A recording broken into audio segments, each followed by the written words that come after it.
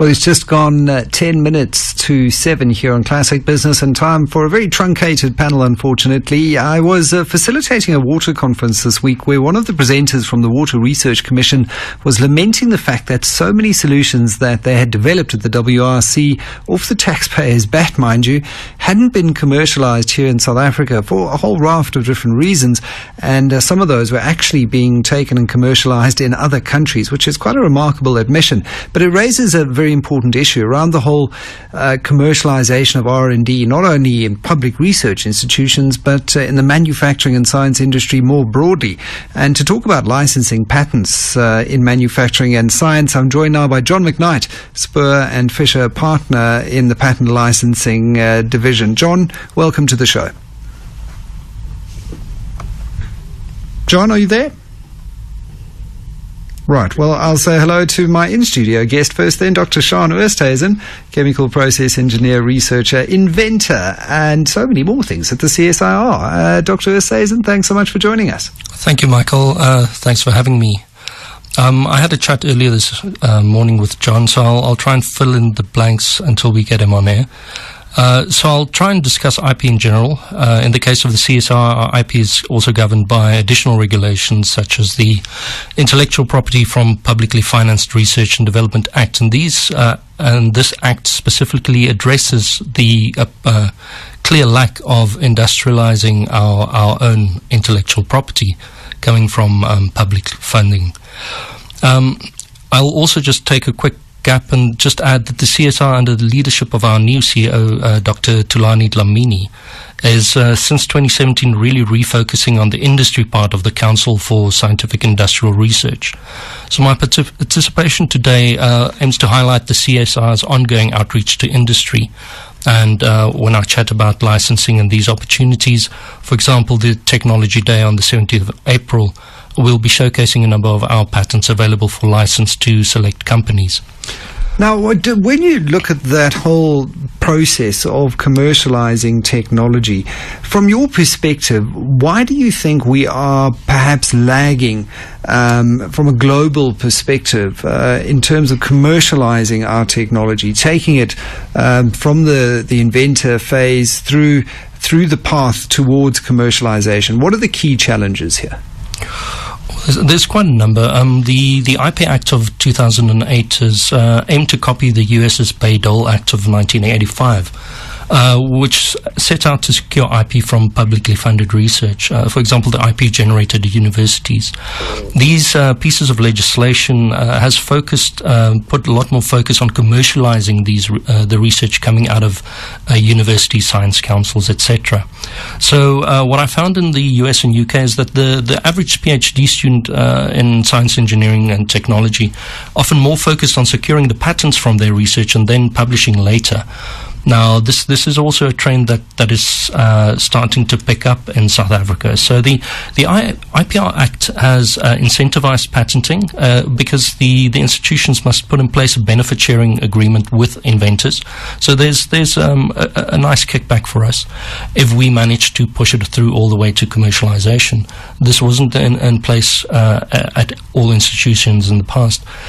Secondly, there is a bit of a carrot and stick. The institutions must put systems in place to secure IP, like tech transfer offices, and they must ensure that the IP is secured prior to the research being published or released into the public domain, which has also not been done in the past.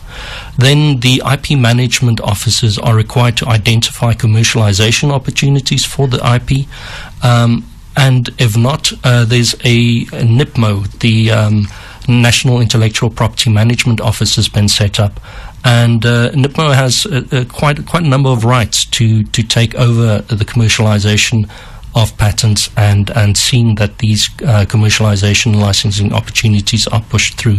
Well, it's encouraging to hear that the legislation is starting to catch up to ensure that we keep a lot of the fantastic research here in country to develop the commercial elements of that research further before it's, for example, picked up. As I said, the Water Research Commission speaker said a lot of the technology that underpins new water in Singapore was actually developed here in South Africa, which is rather unfortunate. I've got John McKnight on the line now, a partner at Spur & Fisher in the patent licensing department. John, welcome. Good evening, Michael. Thank you very much for having me on the show. No problem at all. Unfortunately, we don't have all that much time at this stage. When it comes to patenting, and from your perspective, what do inventors need to be mindful of here? Because there are all sorts of obligations that are imposed on the inventor or the researcher if they wish to succeed with a patent. That's correct. There are very strict criteria that are applied before an invention is considered to be patentable.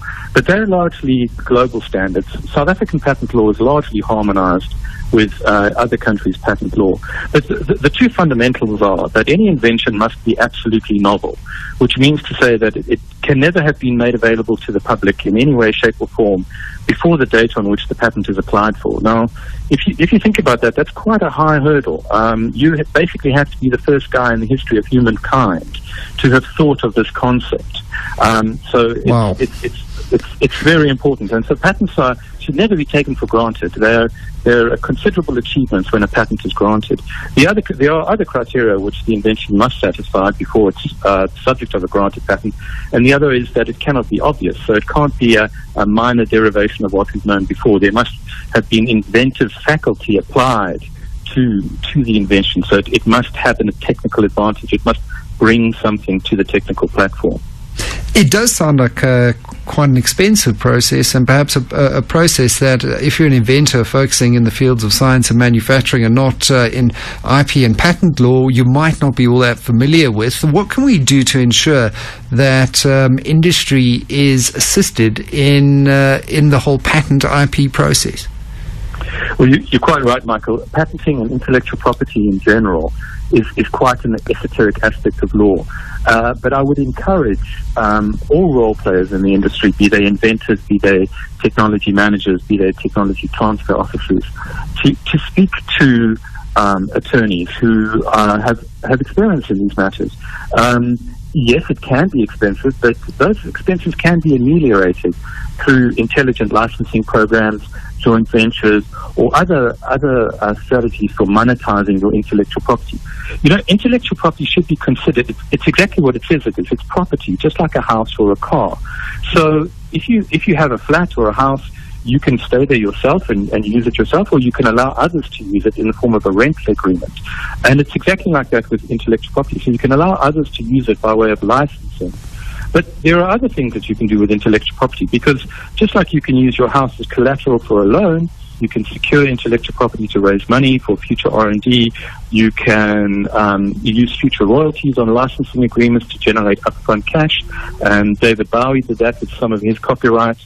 So it's very important to have a fundamental understanding of just what intellectual property is and really how it can be exploited, how it can be levered to what you consider to be a definition of success for your business.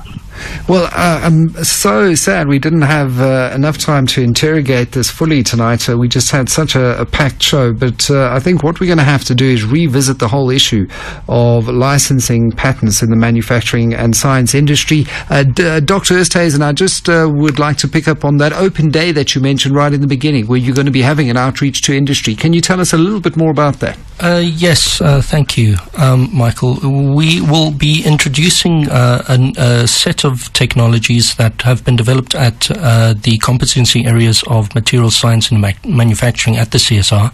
This will include the Nano Center, or the Center for Nanotechnology, the Light Metal Center, of which I'm a part, Polymers and Composites, Sensor Science and Technology, Micromanufacturing, Mechatronics, and then Energy Materials. So I suggest listeners get onto the csr.co.za website, have a look, and get in touch. Well, let's just hope that a lot of these initiatives and lessons help us speed up our commercialization in the field of R&D. We're just going to take one last break. Well, that's all we have for you on Classic Business tonight. Many thanks to my previous guests, Dr. Sean Oosthuizen, chemical process engineer, researcher and inventor at the CSIR. And I promised him we'd talk about the work that he's doing in titanium powder. Fascinating stuff. We'll have that conversation in the next couple of weeks. And John McKnight, a partner in the patent licensing division of well-known patent firm Spoor and Fisher. That's all for the week on Classic Business. Be safe out there on the roads, especially if you're making that journey on the N1 North to Polokwane, along with over 5 million other religious pilgrims. I'll be back with you next Tuesday with SARS Acting Commissioner Mark Kingon. Stay tuned for Glenn Lewington and Classic Silver Screen up next on Classic 102.7 with all the classics from the movies. Lovely way to drive home. I certainly love the show. Have a super Easter break, folks. Good night and see you on Tuesday.